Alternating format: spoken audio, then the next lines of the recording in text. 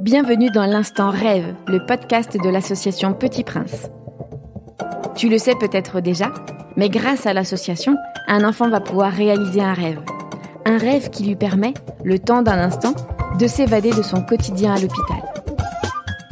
Car oui, rêver stimule l'imagination, fait briller des étoiles dans leurs yeux et ravive les sourires.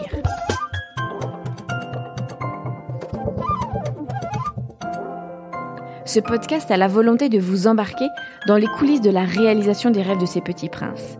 Le tout sans chichi et faux espoirs. Ici, on se dit les choses franchement, on parle sans tabou, même du pire, et on nomme la maladie.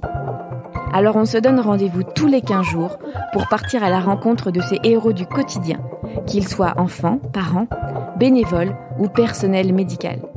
Ce podcast, c'est aussi une façon de remercier toutes les personnes impliquées dans cette aventure humaine. Et pour nous permettre de continuer à avoir de l'impact positif auprès des enfants malades en réalisant leurs rêves, faites un don.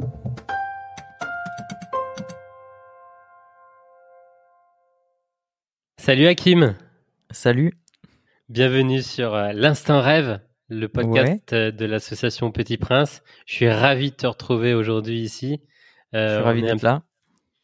J'ai pas eu l'occasion de parler à beaucoup d'anciens grands petits princes, donc je suis heureux et enchanté de grand petit prince. Ouais, j'ai un qualificatif en plus. Ancien ou grand petit prince. Ouais. C'est comme ça que je qualifie un petit peu ceux qui ont un petit peu de bouteille dans l'association. D'accord. Ok. Parfait. Est-ce que ça te va? Ouais, nickel. Ancien petit prince, moi, c'est total. Bah, c'est la vérité, quoi. Exactement. Je te laisse te présenter pour ceux qui te connaissent pas. Alors, donc, je m'appelle Hakim Omiri. Je suis humoriste, auteur, réalisateur, comédien. Voilà, principalement. J'écris souvent les fictions dans lesquelles je joue et je les réalise et je les monte après souvent. En fait, je gère mes créations souvent de bout en bout. Voilà, et mon objectif la plupart du temps, c'est soit de faire passer des messages, soit de faire marrer les gens, soit de faire les deux aussi, de faire passer des messages en faisant marrer les gens. C'est ce que je fais notamment sur scène quand je joue mon spectacle. C'est souvent évidemment une bonne manière de faire passer les messages et faire réfléchir avec. Ouais.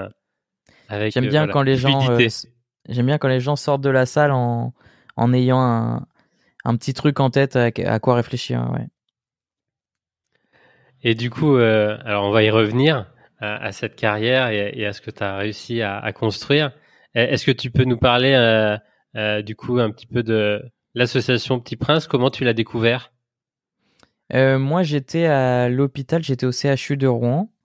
J'avais un lymphome B non-Hodgkinien pour ceux que ça intéresse.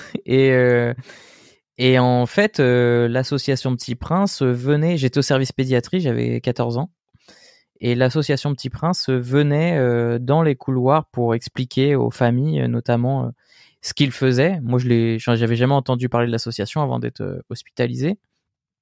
D'ailleurs, j'ai découvert plein d'associations en étant hospitalisé parce que tant que t'es pas concerné, tu sais pas forcément qu'il y a des gens qui vont apporter un peu de lumière, un peu de sourire aux gamins malades. Et donc, ils sont venus me voir, ils m'ont expliqué, nous, on réalise des rêves, on fait telle chose. Ils m'ont montré des exemples. Et moi, j'étais dans un lit depuis je sais pas combien de mois, j'avais pas spécialement le droit d'en sortir. Et donc, première idée qui m'était venue, c'était de leur demander de faire un saut en parachute. Alors forcément... Forcément, ma mère m'a dit bah non, on va pas leur demander ça, hein. parce que j'étais déjà mal en point. Elle voyait pas l'intérêt que je prenne un risque de sauter dans le vide en plus, etc. Et elle m'a présenté ça sous l'angle de ouais mais non. Enfin bon, déjà si tu veux faire un saut élastique, un saut en parachute, il faut le faire parce que c'est soit saut élastique, soit saut en parachute. Et elle me dit non mais ça demande un niveau de santé que t'as pas pour le moment, etc. Ça repousserait loin. Et puis surtout, c'est une association qui peut t'apporter des choses. Donc autant faire quelque chose que tu pourrais pas faire sans eux. Et ça, c'était un bon argument. Le reste, ça me parlait pas plus. Là, c'était dans le mille. Ouais, ça, c'était un bon argument. Je me suis dit, ah oui, c'est vrai que quitte à leur demander un rêve, autant leur demander un truc que j'arriverais pas à faire tout seul. Et donc, j'ai réfléchi. Moi, depuis que j'étais gamin, je voulais monter sur scène ou faire des sketchs comme Les Nuls, comme Les Inconnus, etc. Donc je leur ai demandé, je savais qu'ils pouvaient pas me faire monter sur scène si j'avais rien à raconter, personne n'allait écrire un spectacle pour moi, etc. Donc je leur ai demandé si je pouvais jouer la comédie ou ne serait-ce qu'aller sur un plateau de tournage, faire une figuration, enfin juste voir comment ça se passait un tournage, quoi. Te faire rentrer dans cet univers-là. Voilà, parce que je savais pas comment ça fonctionnait, et puis bah ça m'intriguait. Et puis je me disais peut-être que je ferais bonne impression, on sait jamais. T'es plein d'histoires où tu te dis ah le gamin qui passait là, ouais j'ai su qu'il avait quelque chose et on lui a proposé, tu vois, tu te fais des films. Bref, t'as un gosse quoi. Et ils m'ont dit ouais te placer sur des films ou des productions c'est pas hyper simple. La plupart du temps ils veulent des gens qui savent jouer et si c'est que de la figuration tu risques de pas t'amuser. Alors qu'en vrai, moi, ça me posait pas de problème de faire de la figuration parce que ça me permettait de voir comment ça se passait un tournage parce que j'en avais vraiment aucune idée. Et ils m'ont dit, par contre, ce qu'on peut te proposer, c'est t'emmener au Festival de Cannes. Et je me suis dit, c'est vrai que Festival de Cannes, je suis pas prêt d'y aller si c'est pas eux qui m'y emmènent. Donc, alors que de la figure, peut-être que je pourrais y arriver tout seul, etc. Donc, je leur ai dit, ok, on fait ça. Et donc, je suis le premier Petit Prince qu'ils ont emmené au Festival de Cannes. Oh yeah.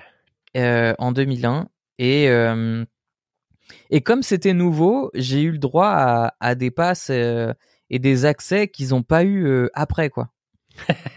Ils ont pas réussi. Ouais, ils ont pas réussi à avoir ça après parce que après tout ce qui est sécurité a monté après septembre 2001 notamment et puis plein d'autres choses. Donc, ce qui fait que moi, j'y suis allé, c'était limite détente, quoi. On m'a filé un pass et j'ai pu aller donc 2 jours au Festival de Cannes. J'ai monté les marches pendant 2 jours. Ce qui était marrant, c'est que donc tu découvres quand t'arrives en voiture, les photographes ne savent pas qui va sortir de la voiture. Donc t'as tout le monde en bas des marches qui se précipite pour aller prendre des photos de la personne qui va sortir de la caisse et là, quand toi. tu sors et que personne te reconnaît, il y a, tu sais, un moment de flottement où ils se disent bon, on va prendre des photos au cas où c'est quelqu'un, voilà. Mais donc toi tu te prêtes au jeu, tu fais des photos, etc. Alors tu les as récupérées, j'espère. Ouais. D'ailleurs, j'ai pu monter les marches. J'étais entouré quand j'ai monté les marches avec Patrick Braoudé, qui était un réalisateur français et qui avait fait quelques films à l'époque. Et il a été approché par Petit Prince et c'est lui qui m'a permis en fait de monter les marches avec lui. Donc j'avais une caution entre guillemets, une raison de monter les marches. J'ai accompagné ce réalisateur qui était en place dans le métier. Et ça m'a fait bizarre, c'était à la fois cool et gênant, dans le sens où c'est cool d'être là, tu vois comment ça se passe, etc. Il y a une folie, une hystérie qui est assez marrante à voir quand tu l'as jamais vu, c'est bien de le voir pour une fois. Et en même temps, je me sentais pas à ma place parce que j'avais rien fait. Et donc, je montais ces marches en me disant, vraiment, quand j'ai monté ces marches, je me suis dit... je reviendrai pas à Cannes si c'est pas pour présenter quelque chose. Et donc je me suis dit la prochaine fois que je viens, c'est que je présente un film ou un projet mais je reviendrai pas en tant que spectateur parce que alors moi je suis monté en tant que spectateur, mais il y en a plein il y a plein de gens qui sont inconnus, il y a des prods, il y a des attachés de presse, il y a plein de gens qui montent finalement les marches de Cannes à ce moment-là. On s'arrête sur les comédiens, les stars, etc. Mais il y a plein de gens qui montent ces marches, donc il y a plein de gens qui sont pris en photo. Et c'est après qu'on voit lequel on publie dans la presse, s'il est important ou pas.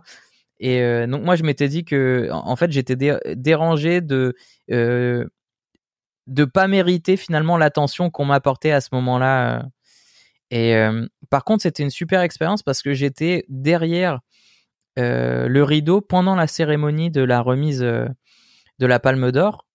Et donc je me suis retrouvé derrière avec Mila Jovovich, avec Nick Nolte, Antonio Banderas, des gens qui étaient au sommet à cette époque-là, Mélanie Griffiths, Jodie Foster, Et moi, je suis un gamin de 14 piges dans un costume trop grand parce qu'on me l'a prêté.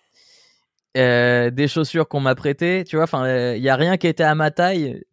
Et j'ai eu le droit d'avoir accès à cet endroit-là alors que j'avais rien fait, mis à part avoir survécu finalement à l'hosto, quoi. Et j'étais à la fois émerveillé et en même temps, je me disais, c'est le moment de saisir ma chance, faut qu'il se passe un truc. Et j'ai discuté, je sais pas, une bonne partie de la soirée avec Mila Jovovich. Et genre, elle m'a adoré. Elle voulait me ramener avec elle à Los Angeles, quoi. et moi, je lui dis, ouais, mais j'ai 14 ans, moi. Tu sais, je suis censé reprendre l'école. Mes parents, ils sont pas avec moi. Je veux pas partir à Los Angeles. Qu'est-ce que je vais foutre à Los Angeles, tu vois? Il y avait une partie de moi qui était totalement raisonnable en mode, mais non, mais bon, soit elle abuse, soit elle est pas lucide, soit elle est trop dans l'euphorie, ou alors je sais pas ce qu'il y a, mais elle m'a adoré et du coup, elle veut m'emmener, quoi. Mais je me suis dit, je vais partir. Admettons, sur un coup de folie, je dis, ok, ouais, je pars à Los Angeles avec toi. Une fois là-bas, le lendemain, tu sais, une fois arrivé, le lendemain, tu sais, qu'elle me voit chez elle dans son salon et qu'elle dit, mais qu'est-ce que je vais foutre de lui? En fait, je le connais pas, tu vois. Et si elle me fout dehors, je suis tout seul à Los Angeles, j'ai 14 piges, enfin, tu vois, ça n'avait aucun sens. Tu comprenais un petit peu déjà l'euphorie du show business, peut-être? Ouais, c'est que je me suis dit, putain, on peut vraiment te dire tout et n'importe quoi sans s'en rendre compte. C'est-à-dire que pour elle, c'était peut-être une phrase à la légère, mais pour moi, c'était un truc de ouf, tu vois. Je me disais, peut-être si je pars là-bas, je traîne avec elle, tu sais, elle a fait 5e élément, cette meuf, elle a fait enfin, tu vois, elle a fait des trucs de ouf. Je me dis, ça se trouve, elle va me présenter quelqu'un, et puis il me dit, ah bah tiens, justement, j'ai besoin d'un gamin qui a ta tête pour jouer, tu vois. Et mais donc j'ai été raisonnable, puis surtout j'étais encadré, j'étais pas, donc Oui, mes parents n'étaient pas là, mais j'étais encadré. Le bénévole ou la bénévole? Voilà, par une bénévole, 2 bénévoles durant ce séjour. Et donc elle, clairement, elle me disait, non, mais on va pas te laisser partir avec Mila Jovovich. On dit quoi à ta mère après? Enfin, ça n'avait pas de sens. Mais c'était une super expérience. C'était une super expérience de voir comment ça fonctionnait, de voir à quel point quand tu passes le rideau, par contre, les gens sont accessibles. Vraiment, j'ai pu parler quasiment avec toutes les stars, faire des photos avec elles, parce qu'on était dans un lieu où il y avait qu'elles. Et du coup, si j'étais là, c'est que ça devait être pour une bonne raison. Alors moi, je me présentais en disant que j'étais un enfant qui avait eu une maladie et que du coup, ils m'avaient et ils étaient tous. C'est pour ça peut-être qu'elle m'a adoré aussi, c'est qu'ils étaient tous pleins de bienveillance et qu'ils avaient envie que je passe un bon moment aussi. Et c'était le cas, quoi. En combien de temps l'association du coup a préparé ce rêve? Pour moi, c'est à peu près. Je dirais 6 mois, un truc comme ça. Je crois qu'ils m'ont approché, peut-être un peu plus quand même. Je crois qu'ils m'ont approché en juin, juillet, un truc comme ça, et que, enfin, durant l'été. Il me semble que c'était durant l'été, quelque chose comme ça. Parce qu'après j'ai été sous bulle, etc. Donc, enfin, j'étais absent, on va dire. Oui. Cannes, c'est en avril, je crois, ou mars-avril, par là. Donc, c'est normalement tout début mai. Début mai, voilà, tu vois. Donc ouais, peut-être 8 mois. Il s'est peut-être fallu 8 mois. Déjà que moi, j'ai le droit de sortir, d'être mis sur pied, etc. Et puis, enfin, 8 mois entre le moment où ils sont venus me voir, ils m'ont dit on réalise des rêves, et je leur ai parlé de saut élastique et tout ça et d'apparaître dans des films, jusqu'à il y a le festival de Cannes qui arrive bientôt. Est-ce que ça te dirait d'aller là-bas? Super. Et voilà. Et du coup, tu rentres. Du coup, au Havre, ou tout de suite à Rouen, je sais pas. Tu partages ce souvenir, ce rêve. Qu'est-ce qui se passe un petit peu dans ta tête et avec tes proches? On a récupéré des photos de moi à la montée des marches. J'en ai 2. Tu vois, c'était aussi à une époque où on n'avait pas 1 milliard d'appareils photo dans nos téléphones, etc. Donc en fait, les photos, elles étaient beaucoup plus rares. Je crois qu'on a trouvé ma tête dans quelques magazines un peu par hasard, etc. Et puis il y a Petit Prince qu'on a parlé aussi, parce que ça leur permettait aussi de faire parler de ce qu'ils faisaient. C'est un bon moyen, je pense, de s'exposer aussi pour eux. Et voilà, quand je suis rentré, j'en ai parlé à mes potes, etc., à ma famille.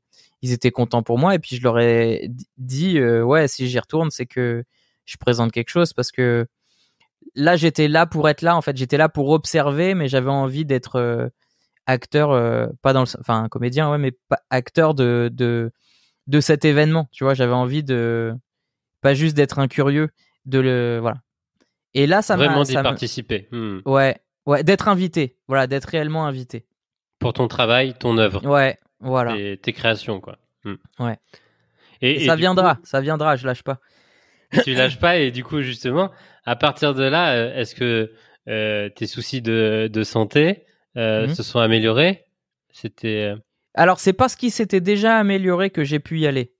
Moi, j'ai passé un an et demi en tout à l'hosto, dont les 6 derniers mois à faire surtout des allers-retours.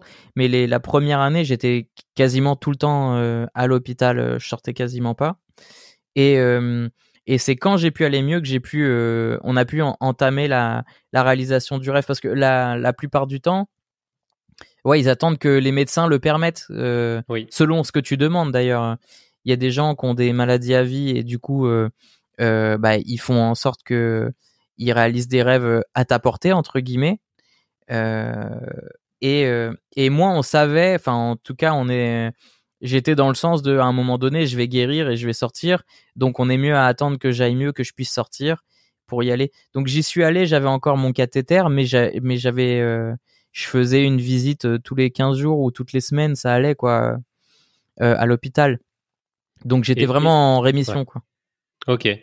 Donc, et ça a vraiment. Est-ce que tu penses que vivre ce moment-là, ça t'a vraiment projeté sur un après et un avenir vraiment lointain avec l'hôpital vraiment derrière toi, et un avenir où tu avais vraiment un but et un objectif à ce moment-là? Alors, il y a deux choses. Quand j'étais à l'hôpital, savoir que j'allais monter les marches de Cannes, c'était motivant pour avoir envie de sortir de l'hôpital et motivant pour aller mieux. Je pense que tous les rêves qu'ils proposent aux gamins à l'hôpital en leur disant bon, ça c'est juste une passade, mais quand tu vas pouvoir sortir, tu pourras aller faire ça, ça, ça te permet de te concentrer sur quelque chose de positif. C'est tout con, mais comment dire, le mental est hyper important dans la rémission et pour lutter contre la maladie. Et moi, je l'ai vu vraiment que le mental était hyper important. Je me rappelle d'une fois où on m'a dit peut-être tu pourrais sortir ce week-end si tes globules blancs sont remontés. Et en milieu de semaine, ils étaient pas remontés. Et on m'a dit il y a peu de chances que vendredi ils soient remontés au palier comme tu le disais, comme on t'avait dit, il faut que t'aies 1000 pour sortir. Et je devais être à 200, 300, c'était de la merde. Et je leur ai dit vous allez voir, je vais sortir vendredi. Et je me suis couché limite en parlant à mon corps, en leur disant ouais, tu peux le faire, ouais, vous pouvez vous multiplier, tu vois, j'ai mangé, j'ai fait en sorte et je sais pas si c'est un réel impact vraiment, mais vraiment je me suis donné une énergie positive de ça va le faire. Et le vendredi, ils m'ont fait donc la prise de sang et j'étais à 950 et quelques, 970 ou un truc dans le genre. C'était bon. Et ils m'ont dit ouais, c'est bon, tu peux sortir et tout. Donc je pense vraiment que ça a un impact. Alors qu'au début de la semaine, je me posais pas du tout la question. Ils m'ont dit ouais, si t'es en forme vendredi, tu vas sortir. Je me disais ok, c'était une info quoi. Mais vendredi, quand on m'a dit quand le mardi ou le mercredi, on m'a dit ça monte pas. Je leur ai dit non, ça va monter. Et là, je me suis concentré sur mes globules blancs et c'est monté. Non, mais vraiment, je pense que le mental, c'est vraiment très, très important dans la rémission. Et le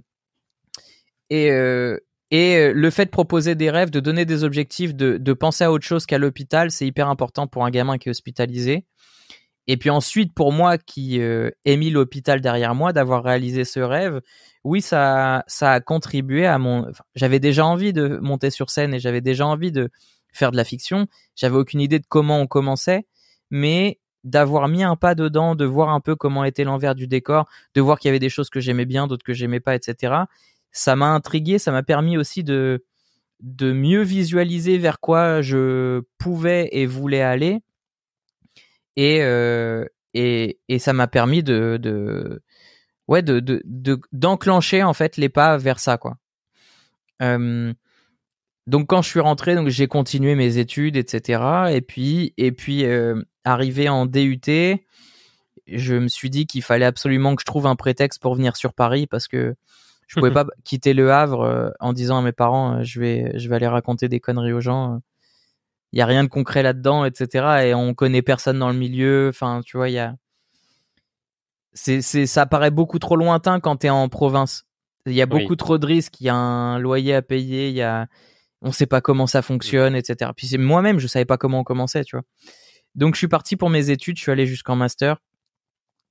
Et en fait, de mon année de licence jusqu'au master 2, le soir, je montais sur scène après mes cours et je faisais des plateaux, etc.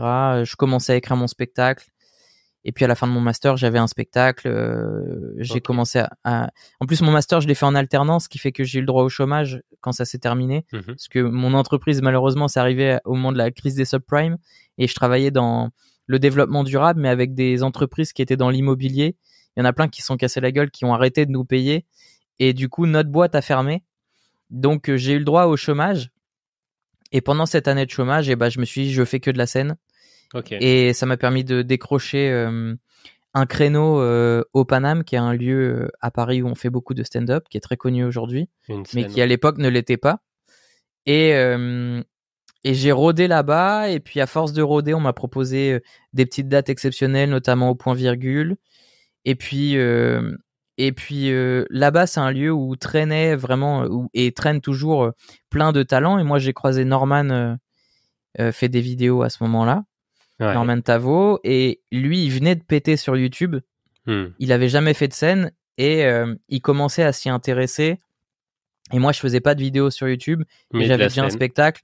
Voilà, du coup ça a matché parce que on s'est apporté l'un l'autre des connaissances, et puis on s'est aidé. Puis après j'ai écrit pour lui, puis après quand j'ai écrit pour lui, ça s'est su. Du coup chez Golden Moustache, qui est un studio de création sur internet qui est relié à M6, ils m'ont dit viens essayer une réunion d'écriture chez nous.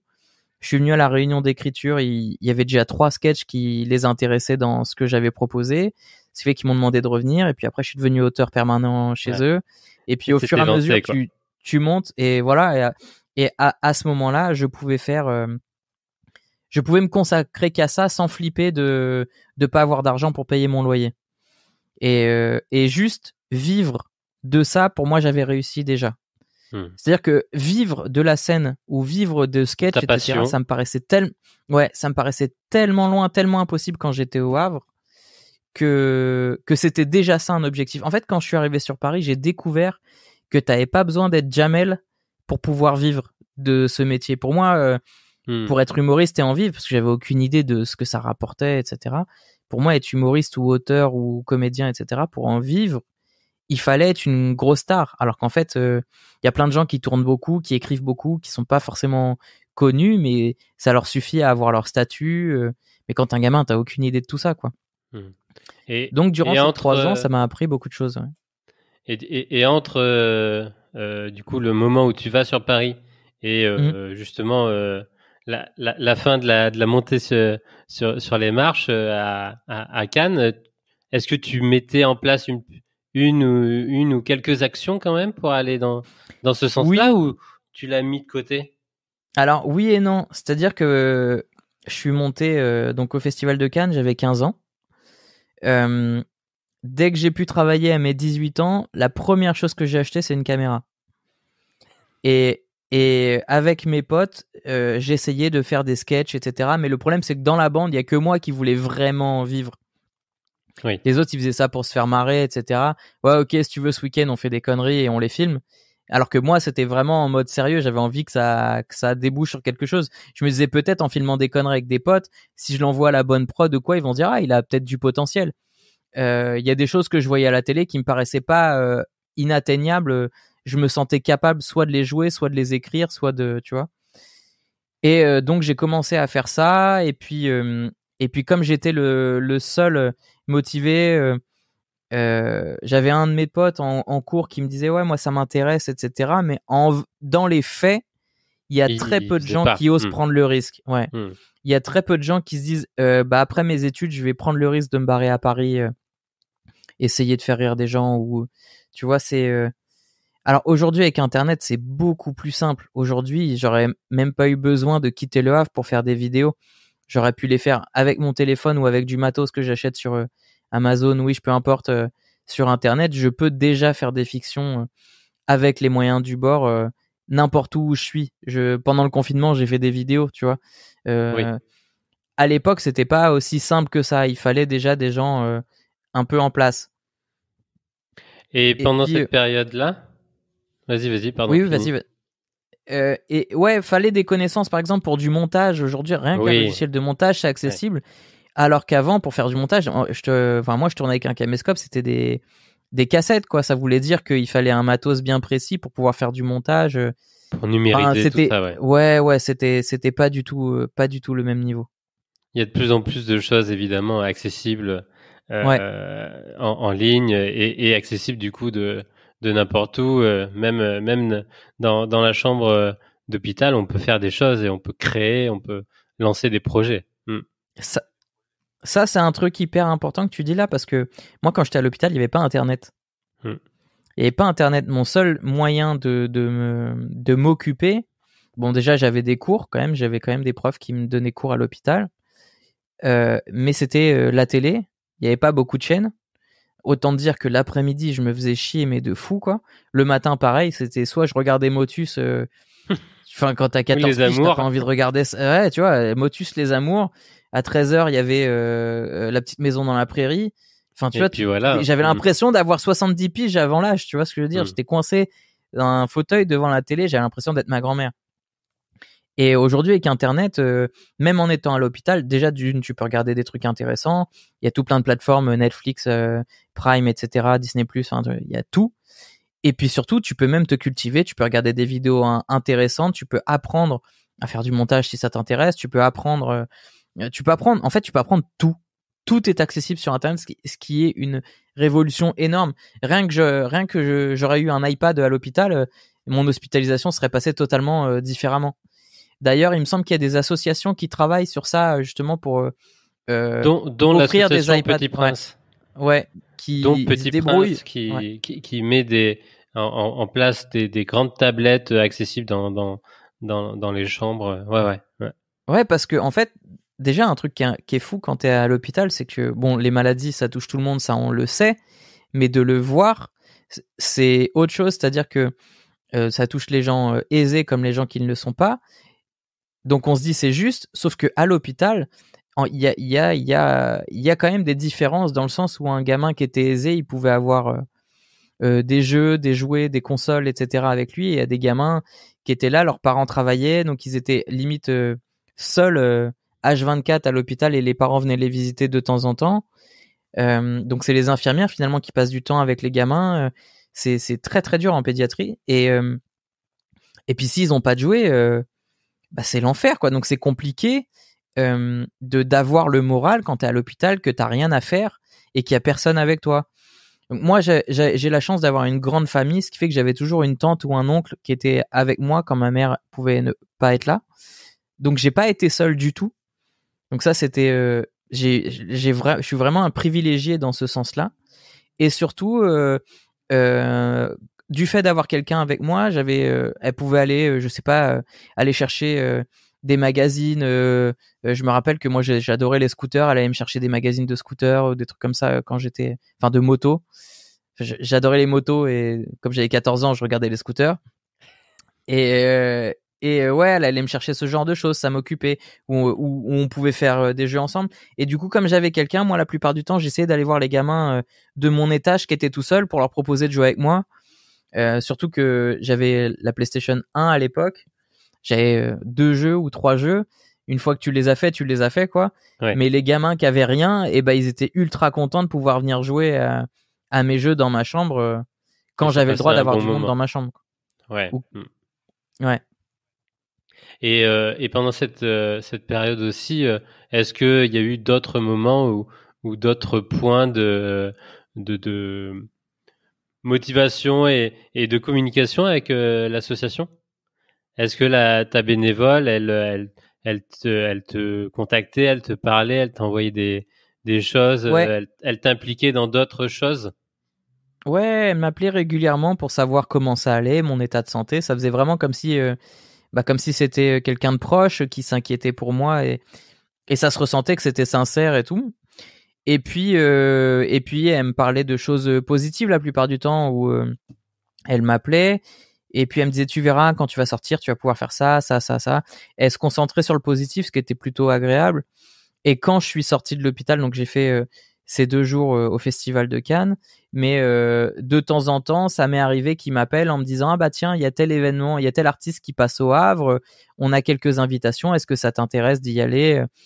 Et donc je me rappelle un après-midi, je sais pas, je suis un samedi après-midi en train de faire les courses avec ma mère et elle m'appelle et elle me dit il y a Garou qui passe au Doc, c'est la salle du Havre, et elle me dit il y a Garou qui passe au Doc, ça t'intéresse d'y aller ce soir? Et moi j'étais jamais allé voir de concert. Donc je dis bah ouais, pourquoi pas. J'écoutais pas particulièrement Garou, mais ça m'intéressait d'aller voir comment ça se passait. J'étais plein de curiosité aussi, et puis l'intérêt pour eux, c'est de nous montrer plein d'autres choses différentes du quotidien. Donc là, ils me proposaient un concert, ils m'ont emmené à Cannes. Pour des gamins, ils les emmènent voir des matchs de foot et discuter avec les joueurs. Ils peuvent emmener faire un tour en avion. Ils peuvent emmener, enfin, ils font en sorte de casser ton quotidien et te rappellent que ta réalité. et te rappellent que la vie, ça se, j'allais dire, ça se contente pas, mais c'est pas le bon terme, mais ça se cantonne pas. Voilà, ça se cantonne pas. À métro, boulot, dodo, tu peux passer du temps pour toi à kiffer et faire des choses extraordinaires. Et extraordinaire, c'est vraiment quelque chose de personnel. Ce qui est extraordinaire pour toi l'est pas forcément pour moi. Et vraiment, ce qui est bien dans cette association, c'est qu'ils s'adaptent à ce qui te fait rêver toi. Ouais. Ils ont pas cherché à influencer ce que j'avais envie de faire. Ils m'ont dit on réalise des rêves. Qu'est-ce qui te ferait rêver si tu peux sortir de l'hôpital? Ah, tiens, je suis en train de me rappeler qu'il y a un moment où ils m'ont parlé de nager avec des dauphins. Ouais. Je m'en rappelle, je sais plus si c'est venu de moi ou d'eux ou quoi, où ils m'ont dit, ah, on a déjà fait ça ou un truc dans le genre. Mais ça m'avait marqué. Je me suis dit, ah, c'est ouf, j'aurais jamais pensé. C'est marrant que ça fasse rêver des gens. Moi aujourd'hui ça me pose un problème parce que j'ai grandi et je sais que la plupart des dauphins avec qui tu vas nager ils sont dans des enclos et au final c'est horrible pour les dauphins quoi.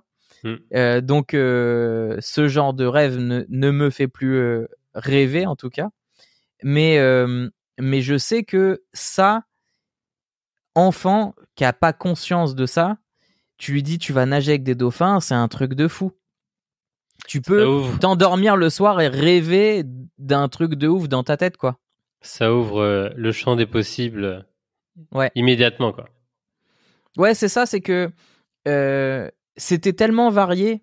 Ils m'ont dit, bah, si t'es fan je sais pas, d'un joueur de foot, on peut essayer de te le faire rencontrer, ou si tu vas aller voir une rencontre, ou c'était de ça à tu vas nager avec des dauphins, et puis moi j'ai été à Cannes, quoi. Ils vont vraiment de tout. Et c'est marrant parce que ils t'accompagnent et en plus les gamins quand j'y pense avec le recul, parfois ils ont des rêves qui sont tout simples. Parfois ce qui les fait rêver, c'est vraiment accessible et on se dit mais c'est normal enfin c'est normal, oui et non, mais on comprend que pour certains gamins, ils réalisent plusieurs rêves parce que en fait, c'est plein de petits trucs qui changent beaucoup, et puis surtout il y en a qui restent hospitalisés beaucoup plus longtemps. Moi j'ai fait 1 an et demi, quand je suis sorti j'ai eu ce gros truc, c'est pour ça que je leur ai pas demandé de réaliser d'autres choses, parce que j'estimais que ils m'avaient accordé énormément de temps et une chance incroyable en faisant ça déjà, et que j'estimais aussi que s'ils avaient de l'argent pour réaliser d'autres rêves, je préférais qu'ils le réalisent pour d'autres gamins qui avaient moi je me trouvais j'avais donc 15 ans quand j'ai réalisé ce rêve-là. Je me trouvais déjà grand, chanceux, chanceux, etc. Et comme pour les marches, je m'estimais pas totalement légitime, et je voulais pas abuser de la chance que j'avais eue, et ils ont très bien compris. Mais par contre, ça m'a pas empêché de continuer à donner régulièrement pour l'association, même si entre guillemets j'étais plus concerné par les rêves à venir, mais je pensais aux autres gamins qui auraient sûrement des rêves Et puis ils envoient tous les mois un petit fascicule. Le carnet, ouais. Voilà, avec les rêves qu'ils ont réalisés dans le mois. Alors pas tous, mais en partie, les plus marquants, etc. Et c'est cool de voir les réactions des enfants, à quel point c'est varié. Ça me surprend en fait. C'est pour ça que je te dis, quand je lis le fascicule, des fois je vois les rêves de gamins et je me dis, mais t'as demandé que ça? Et donc je me dis, non mais c'est vrai, tu sais, des fois c'était assister à un match de rugby et repartir, et ils repartent avec un maillot signé. Et c'est cool, mais pour moi le rugby, enfin il y a des trucs qui me semblent vachement accessibles, qui semblent faisables comme personne lambda. Pour moi, c'est comme si tu n'avais pas exploité tout le potentiel de l'association si tu demandes juste ça, tu vois. Après, tout dépend aussi l'âge à laquelle ça dépend de l'âge aussi. Ça Ouais. dépend de l'âge, ça dépend de la maladie aussi, parce que comme je le disais tout à l'heure, il y a des maladies qui te permettent pas de faire tout et n'importe quoi, qui sont contraignantes. Et puis eux, ce qu'ils privilégient, c'est ta santé physique et mentale avant tout, quoi. Le mental en te proposant des choses qui te font rêver, et physique en te proposant des choses qui correspondent à ce que tu peux faire. Parce que si tu vas faire quelque chose et que ça te fait ressentir ton handicap, ça t'aide pas. Ouais. Tu vois, c'est contre-productif. Ouais. Ouais, si t'arrives à un endroit, je sais pas, magnifique, et en fait tu te rends compte qu'il y a des marches à monter, et toi t'es en fauteuil roulant, et qu'on dit bah du coup tu vas pas pouvoir le faire. Au final, c'est plus frustrant qu'autre chose. Donc c'est ça qui est bien vu chez eux, c'est que ils discutent vraiment avec les médecins pour savoir qu'est-ce que le gamin peut faire ou la gamine peut faire, qu'est-ce qu'il a le droit de faire, dans quelles conditions, est-ce qu'il faut c'est pour ça qu'il y a des accompagnements, etc. Et que parfois ils disent on va attendre que t'ailles mieux parce que d'une, ce sera mieux pour ton rêve, et nous, ce sera plus facile à encadrer, et puis tu pourras plus en profiter. Et cette communication, du coup, ce lien qu'ils ont avec nous, c'est aussi pour ça, c'est pour faire les choses au bon moment. Ouais. Un grand merci pour tout ce partage. On arrive à la fin de l'épisode. J'ai encore 3 questions pour toi, Hakim. Avec le recul aujourd'hui, que retires-tu de cette expérience, autant à l'hôpital qu'avec aussi évidemment l'accompagnement de l'association Petit Prince? Bah en fait, ça m'a fait réaliser que ces associations sont essentielles. Parce que vraiment, elles apportent un énorme plus pour les gamins hospitalisés. Je trouve qu'on n'en parle pas assez, parce que moi je l'ai découvert vraiment quand j'étais à l'hôpital. Quand j'en suis sorti, j'ai fait un peu plus attention à la communication autour de ça.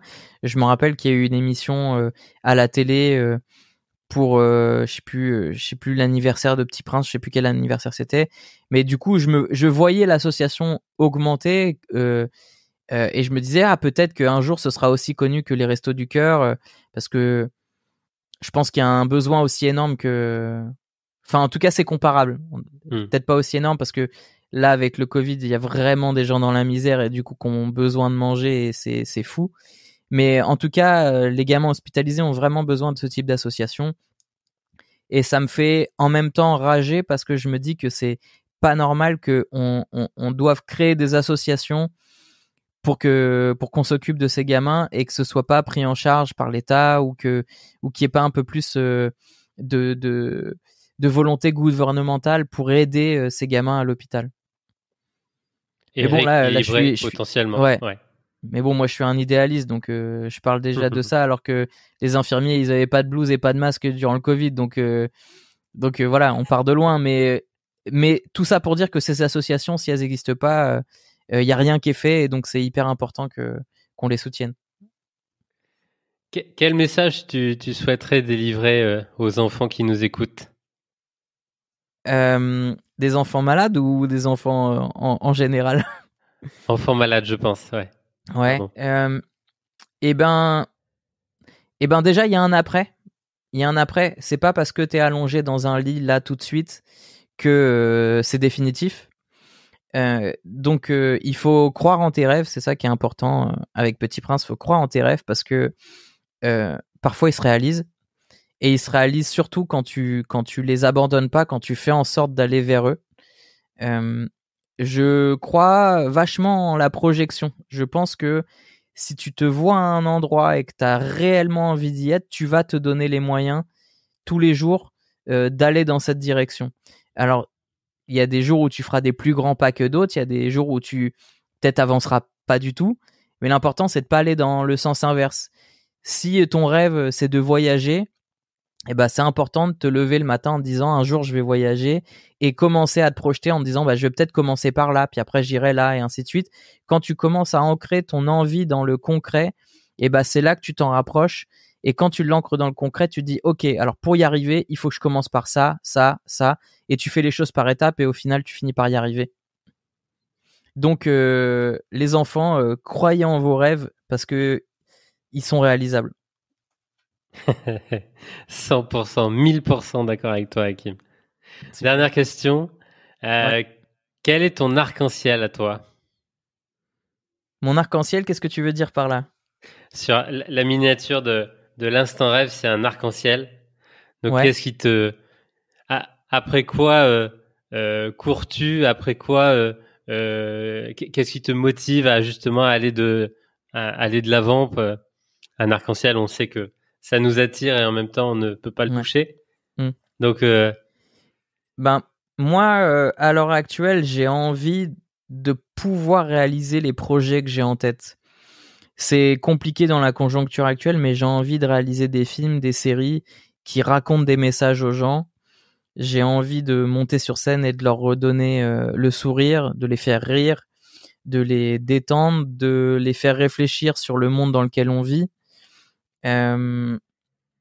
J'aimerais être un artiste entre guillemets engagé qui fait changer les choses, qui fait que il crée des films ou des histoires importantes, des histoires qu'on a envie de partager, qu'on a envie de transmettre à ses enfants par exemple.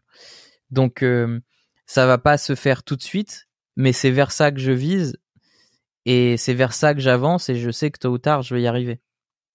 Moi-même, vous voyez, j'ai des rêves moi-même. Et le truc, c'est que même quand on en réalise certains, il y en a d'autres qui arrivent et on peut voir encore plus haut et encore plus grand. Et l'important, c'est de commencer petit à petit. De pas se dire que la marche est trop grande. Si la marche, elle est trop grande, crée-toi des petites marches en plus. J'aime beaucoup cette image. On va finir là-dessus. Un grand merci, Hakim, pour ton temps et toute cette énergie.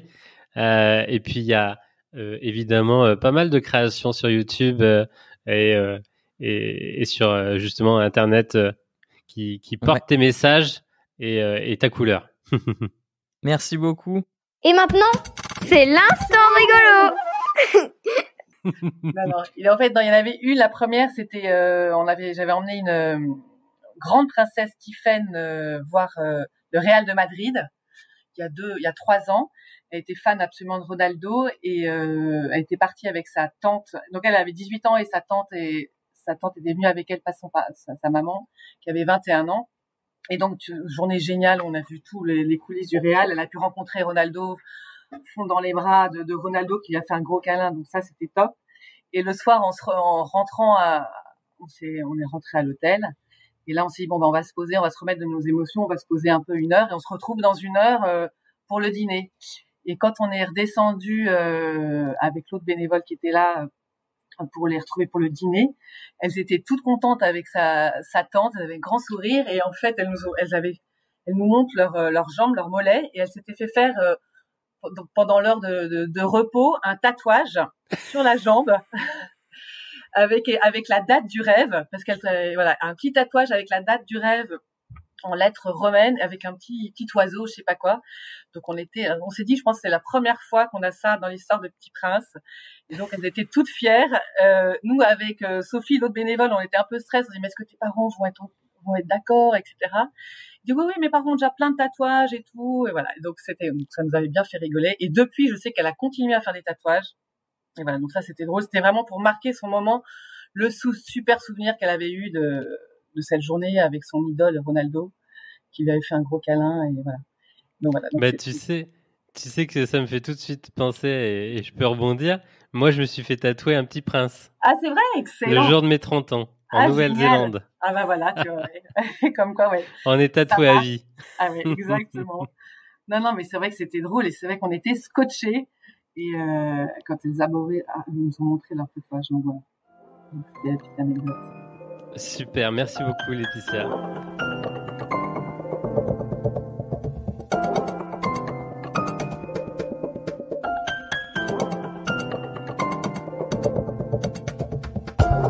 Un très grand merci à vous d'avoir écouté cet épisode. On se retrouve dans 15 jours pour un nouveau témoignage de l'Instant Rêve. Rassurez-vous, 15 jours, ça passe très vite. D'ici là, il y a de très beaux rêves à préparer. Pour soutenir et diffuser ce bel arc-en-ciel, envoyez-nous une pluie d'étoiles et un commentaire sur Apple Podcast.